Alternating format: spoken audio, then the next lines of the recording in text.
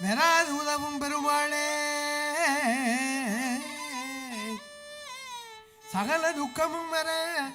சகல சத்குணம் வர தரணியில் புகழ் பெற நாங்கள் தகைமை பெற்று